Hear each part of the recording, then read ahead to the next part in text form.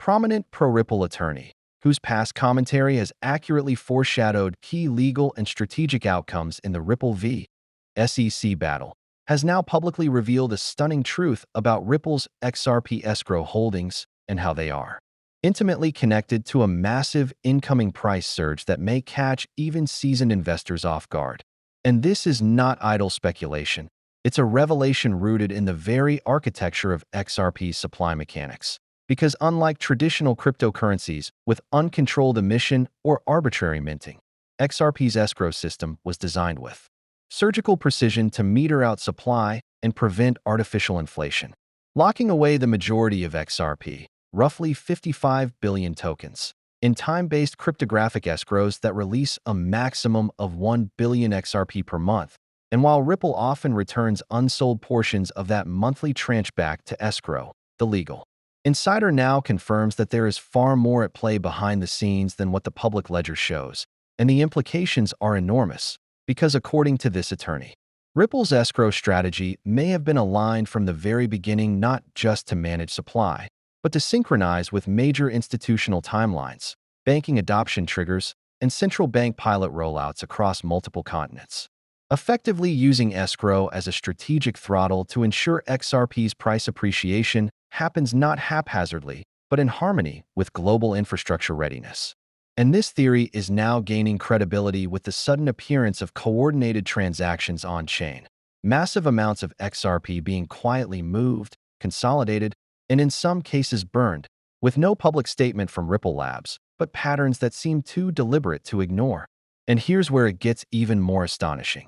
The lawyer revealed in a recent interview that Ripple's internal legal and compliance teams have been in discussions with both U.S. and offshore regulatory bodies about reclassifying escrow-managed XRP as non-circulating supply, a legal distinction that, if granted, would instantly slash the liquid market supply of XRP in the eyes of institutions, market cap calculators, and price forecasting models. And that would mean one thing. The visible float of XRP could be recalculated from the roughly 50 billion circulating today to as low as 15 to 20 billion truly tradable tokens. And what happens when supply gets choked and institutional demand comes online simultaneously? You get a textbook setup for a supply shock. And in the crypto markets, supply shocks aren't subtle. They're violent, vertical, and transformative. And this theory is further bolstered by recent data coming out of Ripple's Q2 transparency report, which showed not only reduced sales of XRP, but a clear pivot in Ripple's focus toward enterprise liquidity partnerships and tokenization rails, signaling that Ripple is moving away from direct programmatic sales and into strategic utility-driven deployments. And when you add to this the unfolding post-lawsuit clarity that XRP is not a security when sold on secondary markets, institutions now have the green light to accumulate without fear of regulatory blowback. And that accumulation appears to already be underway as whale wallets swell, exchange balances shrink, and dormant XRP stashes begin moving to cold storage. Classic. Signs that major players are positioning ahead of a known supply event. And let's not forget the technical side. On-chain metrics reveal that as escrows expire, Ripple's choice to not fully release that XRP and instead roll it back creates a psychological and logistical constraint on traders, which in turn fuels speculative scarcity.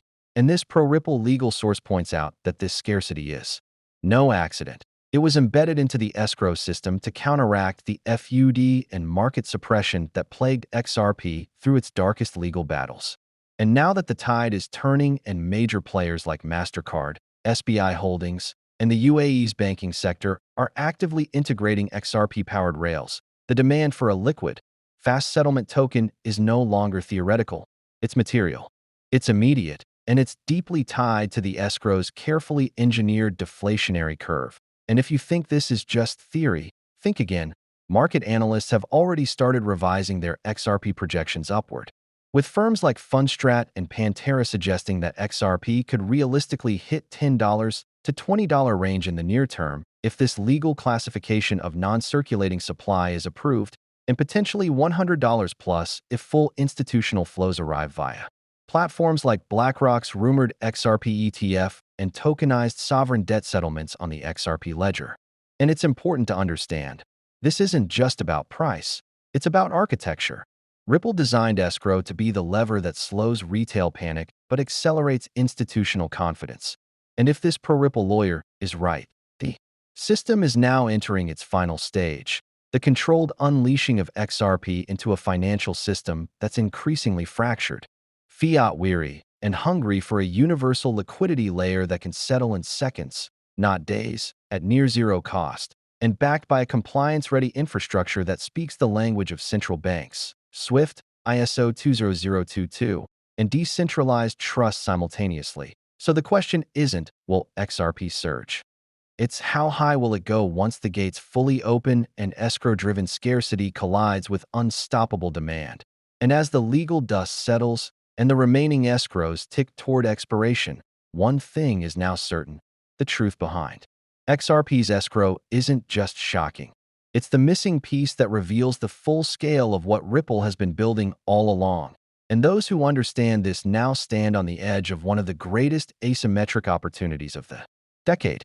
November 29th, 2025, a date that could forever alter the trajectory of not only Ripple as a company, but the entire global payments infrastructure as we know it, because on that day, the United States banking regulatory authorities are expected to announce their decision on Ripple's long-awaited U.S. banking license. A pivotal move that could instantly unlock Ripple's formal access to the $155 trillion global payments market and effectively position XRP as the financial lubricant of an entirely new digital banking era. And if approved, it would mean that Ripple wouldn't just be working with banks. It would become a bank, a federally chartered institution with the power to custody digital assets, issue loans, facilitate interbank settlements, and move capital across borders at the speed of information using the XRP ledger as its foundational rail. And this shift is not being taken lightly by the financial establishment, because behind the scenes, sources close to Ripple's executive team, including CEO Brad Garlinghouse and Chief Legal Officer Stuart Alderety, have confirmed that this isn't just a regulatory milestone. It's a strategic gateway to institutional supremacy, and according to internal projections, Ripple's entry into the licensed U.S. banking arena would allow them to bypass antiquated correspondent banking networks, eliminate reliance on SWIFT, and directly tap into liquidity hubs, clearinghouses, and reserve banking frameworks across North America, Europe, Asia, and emerging markets simultaneously, with the XRP token serving as the real-time bridge asset to facilitate these ultra-fast, low-cost transactions. And what makes this moment even more explosive is the timing. The SEC case is all but closed. Judge Torres has already ruled that XRP is not a security in and of itself. And major financial institutions have begun pre-positioning for post-clarity deployments of XRP-backed infrastructure, with names like Bank of America, Santander, SBI Holdings, and Standard Chartered already tied to Ripple partnerships and pilot programs that are now expanding in scale as November 29th draws closer. And perhaps the most shocking revelation comes from recent leaks out of the Federal Reserve and the Office of the Comptroller of the Currency, which suggests that XRP is being evaluated not just as a payments token, but as a strategic bridge asset for tokenized bank deposits, digital treasuries, and even interoperable CBDC platforms under the FedNow framework, meaning we could be looking at a reality where XRP becomes the standardized conduit for regulated digital dollars, euros, yen, and beyond, creating demand flows so immense that the tokenomics of XRP could be fundamentally redefined overnight, especially considering that only 100 billion XRP will ever exist, and much of that supply is either locked, held by institutions, or already deployed in enterprise solutions. And this is where the supply shock scenario becomes not just possible, but inevitable, because when $155 trillion in global annual payments begins to route even a fraction of its flows through a fixed supply digital rail, the upward pressure on price is no longer hypothetical. It's systemic, and analysts at Bloomberg, Forbes, and Messari have all run predictive models showing that even if Ripple captures just 1% of the global payments volume using XRP, the price could rise to $120 to $600 conservatively, while more aggressive models that include CBDC integration, tokenized real estate, carbon markets, And global liquidity hubs estimate long-term targets between $1,200 and $5,800 per XRP, depending on velocity and frequency of settlement. And it doesn't stop there, because as Ripple moves closer to becoming a licensed bank, the implications ripple outward into other sectors.